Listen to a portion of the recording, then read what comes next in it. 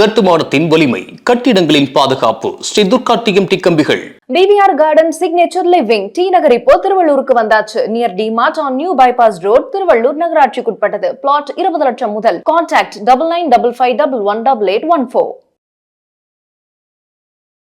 பக்தி கஃபே நேயர்களுக்கு வணக்கம். நம்ம நிறைய முருகனை பத்தி, முருகனுடைய ஸ்தலங்களை பத்தி, முருகனுடைய புராணங்களை பத்தி நிறையவே படிச்சிருப்போம். முருகனுடைய அருளை பத்தி நிறையவே கேள்விப்பட்டிருப்போம். நிறைய பேர் அதை அனுபவிக்கவும் செஞ்சிருப்போம். இந்த நேரத்துல இந்த காணொலியில நாம பார்க்க இருக்க போறதும் ஒரு முருகனுடைய ஸ்தல புராணம் தான். இந்த ஸ்தல புராணம் நம்ம பார்த்த பல ஸ்தலங்களோட கம்பேர் பண்ணி பார்க்கும் பொழுது ரொம்பவே ஸ்பெஷலான ஒரு ஸ்தல புராணம். இது பல முருகனுடைய ஸ்தலங்களோட சேர்த்து இணைத்து ஒரு பெரிய ஒரு லிங்க் இருக்கக்கூடிய ஒரு ஸ்தலமாக பார்க்கப்படுகிறது. அப்படி எந்த ஸ்தலத்தை பத்தி நம்ம பேச போறோம் அப்படின்னு பார்த்தோம்னா, திருப்போரூர் முருகன் கோவில். பல நூற்றாண்டுக்கு முன்னாடி திருப்பூர் பகுதியில அடர்ந்த காடுகளால சூழ்ந்துருந்துச்சு. அந்த இடத்துல ஒரு காலத்துல அசுரர்களும் தெய்வங்களும் போரிட்ட ஒரு புனித நிலமாக இந்த திருப்போரூர் நம்பப்படுகிறது. போர் ஊர், திருப்போரூர். அதனாலதான் இதுக்கு திருப்போரூர் அப்படின்ற ஒரு பெயரே வந்துச்சு அப்படின்னு சொல்றாங்க. இந்த ஸ்தலத்துல அசுரர்களோட முருகன் போரிட்டு அசுரர்களை ஜெயிச்ச ஒரு இடமாக இந்த திருப்போரூர் கருதப்படுகிறது. முக்கியமா சூரபத்மனோட முருகன் போரிட்டார் இல்லையா, அந்த நேரத்துல அந்த சக்தி இன்னமும் இந்த நிலத்துல இருக்கு அப்படின்னு சொல்லிட்டு மக்களால ரொம்பவே நம்பப்படுகிறது.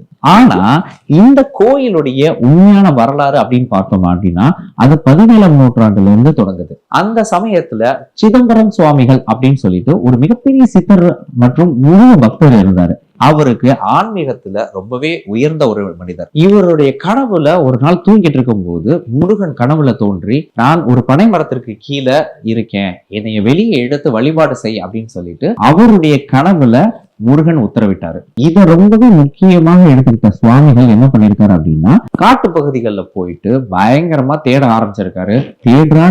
தேடிக்கிட்டே இருந்திருக்காரு. இப்படியே பல நேரங்கள் தோண்டி தோண்டி தோண்டி பார்த்தும் அவரால் எங்கேயுமே முருகனை கண்டுபிடிக்க முடியல. ரொம்பவே தோய்ந்து போய் ஒரு இடத்துல நின்றுட்டு இருக்கும் பொழுது திடீர்னு ஒரு பனை மரத்துக்கு பக்கத்துல போய் நிற்கும் பொழுது பார்த்தா அந்த இடத்துல ஒரு தெய்வீக உணர்வு அவருக்கு தெரிய ஆரம்பிச்சிருக்குது. அந்த தெய்வீக உணர்வு அவருக்கு உள்ள ஒரு இன்ட்யூஷனை கொடுக்க ஆரம்பிச்சிருக்கு.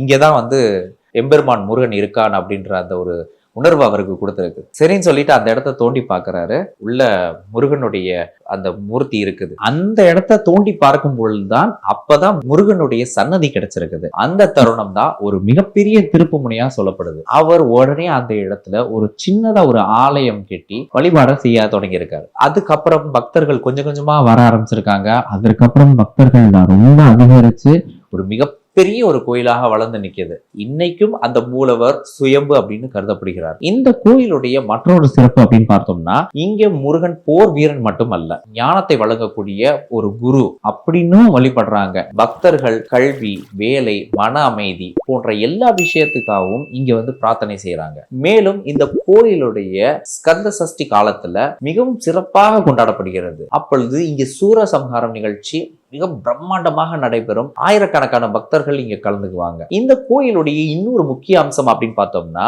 இங்க பிரணவ உபதேசம், அதாவது ஓம் அப்படின்ற மந்திரத்துடைய பொருள் இருக்கு இல்லையா, முருகன் சிவனுக்கு சொன்னார் இல்லையா, அந்த இடம் இதுதான் அப்படின்னு சொல்றதும் அதோட தொடர்பு படுத்தக்கூடிய ஒரு இடமாக இது இருக்கிறது. இது சுவாமி மலை கூட மிகவும் தொடர்புடைய ஒரு இடமா இருந்தாலும் கூட, இது பொதுவாக சுவாமி மலை தலத்தோட தொடர்புடையதாக என்றாலும் கூட, இங்க இருக்கக்கூடிய இந்த ஞான அம்சம் அப்படின்றது வலியுறுத்தப்படுகிறது. மொத்தத்துல திருப்போரூர் முருகன் கோயில் அப்படின்றது ஊரின் நினைவு சின்னம், ஆன்மீக ஞானத்துடைய மையம், பக்தி மற்றும் அதிசயங்களுக்கான ஒரு ஸ்தலம். இந்த திருப்போரூர் முருகன் கோயிலுடைய ஸ்தல புராணமும் சரி, இதோடைய வழிபாடும் இதோடைய சிறப்பம்சங்களும் நிச்சயமா உங்களுக்கு ரொம்பவே பிடிச்சிருக்கும். உங்களுடைய ஆன்மீகத்துடைய பயணத்துல இது நிச்சயமாக ஒரு மைல்கல்லாக இருக்கும் அப்படின்னு நம்பப்படுது. சோ மேலும் இதே போன்ற நிறைய ஸ்தல புராணங்களோட உங்களை மீண்டும் சந்திக்கும் வரையில் உங்களிடமிருந்து விடைபெறும் நான் உங்கள் வசீகரன். நன்றி. இந்த வீடியோ உங்களுக்கு பிடிச்சிருந்தா லைக் பண்ணுங்க, ஷேர் பண்ணுங்க, கமெண்ட் பண்ணுங்க. மறக்காம பெல் பட்டனை கிளிக் பண்ணிட்டு பக்தி கஃபே தமிழ் சேனலை சப்ஸ்கிரைப் பண்ணிடுங்க.